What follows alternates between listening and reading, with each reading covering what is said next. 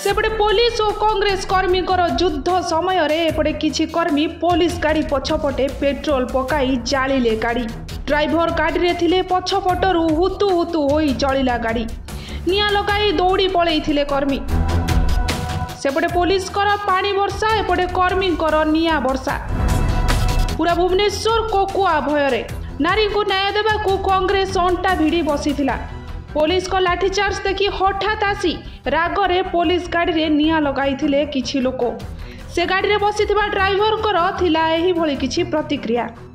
नियाटा ये जो माने पार्टी आए कांग्रेस रैली रे से माने जे पार्टी गुरा आस्थिले से गोटे छोटिया बोतल रे एमती धरिक पेट्रोल न कोन से मु जानिने से गुरा एमती पकाई के निया लगाई दैछन्ती। मु आगरे सामने रे बसिला बारे मु देखिला पर जे माने से दौड़ी पड़ेले तापर से मु बड़ा मुश्किल से बालू फालू कर निभाइले।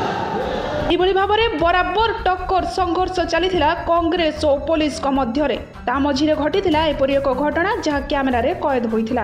वीडियो रिपोर्ट आर न्यूज ओडिशा।